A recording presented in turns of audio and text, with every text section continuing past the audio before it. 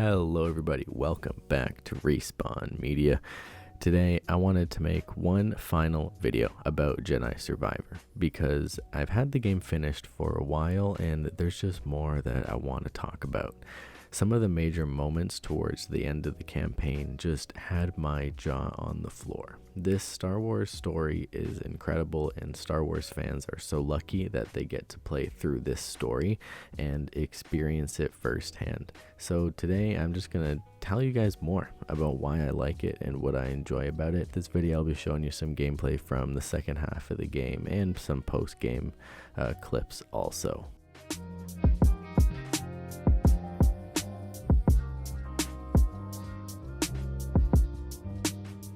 While there have been a couple solid Star Wars projects in the last few years, many of them ended up being quite lackluster in my opinion. And if you're still waiting for something that's exciting, charming, and that tells a beautiful story, Jedi Survivor may be for you. I feel like I experienced this story with Cal. As the plot developed, Cal and myself became more stressed and tense. As a die-hard Star Wars fan, I'm always watching and observing Star Wars content, but with Survivor, I get to play and progress through that story at my own pace. And yes, we do get that with Fallen Order, but there's more at stake in Survivor, and it feels like a monumental and crucial story to the Star Wars universe. The world is done justice, and the amount of content is just apparent here. I have been lucky to enjoy so many games as of late. Survivor is a major success, and that just makes me so glad. This game makes the future of Star Wars and action-adventure games just so bright. This game turned out to be so much bigger than I ever thought it would be, and that is a great feeling to have when you fork out close to $100 on new titles these days. I feel passionate as a gamer and as a fan, and that's how you know something was done very, very well.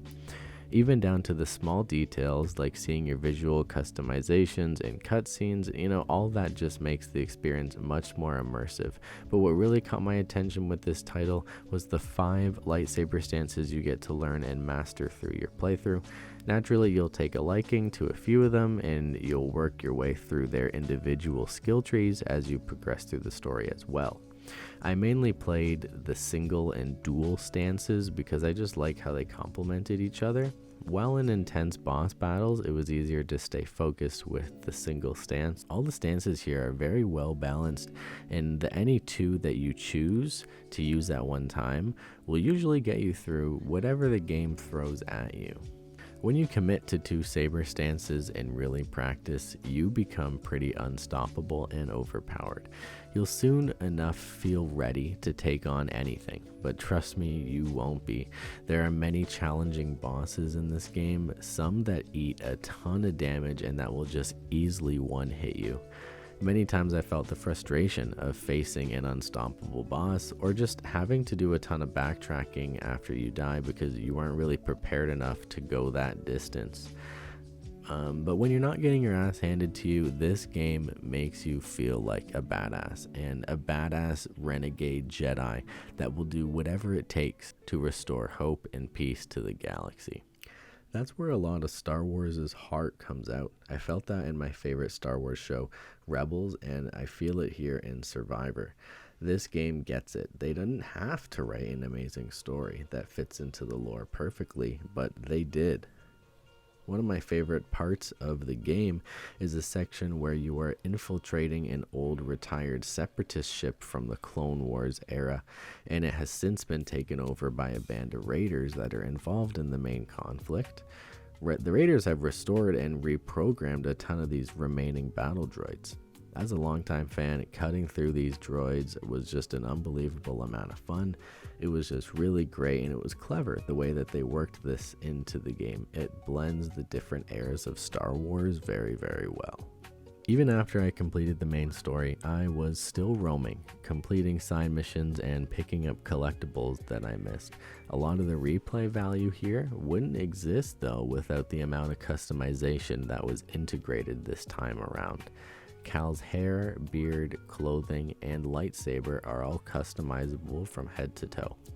And I'm a huge fan of that. Many of these items are hidden throughout the map so that's what you'll spend most of your time searching for while you free roam.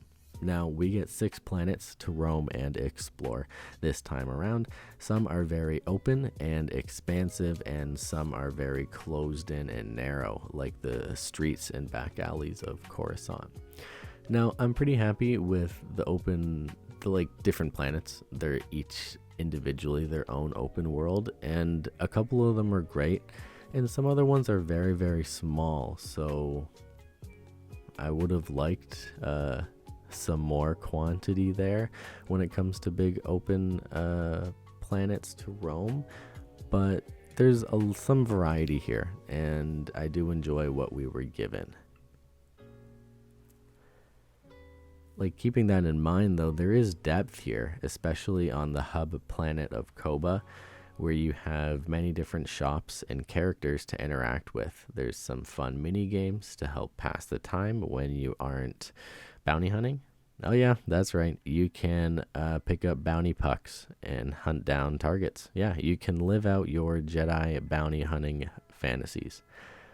That's what a lot of fans have been waiting to do. Just hang out in an open world Star Wars title, be a bounty hunter, be a Jedi, customize yourself, and kick some ass. So we get that here to one of the best calibers we've ever gotten in a Star Wars title, period.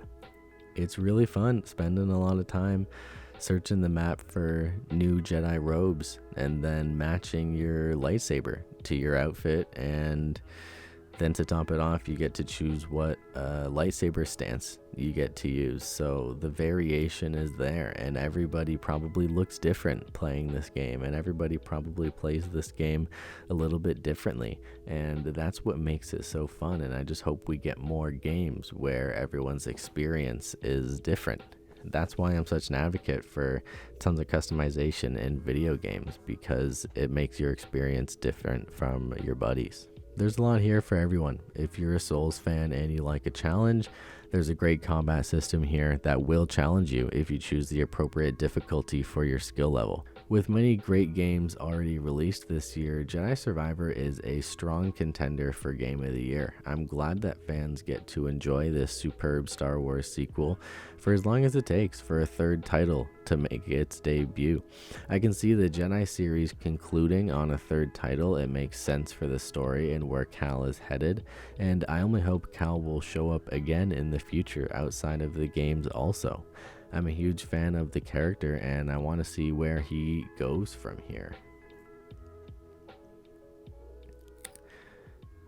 And that's really it, guys. I just wanted to show you guys some of these really cool gameplay clips and give you a better understanding of this game if you haven't checked it out yet. I absolutely recommend it. If you have the extra cash laying around, pick this game up and experience it. Both if you are and aren't a Star Wars fan, because there's a lot here for everybody to enjoy. Seriously. I'm going to move on now to a new game.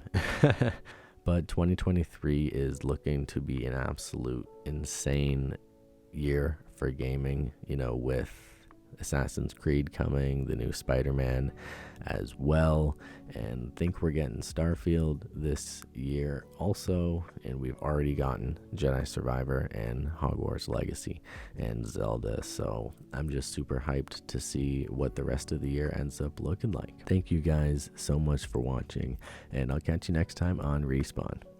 Happy gaming.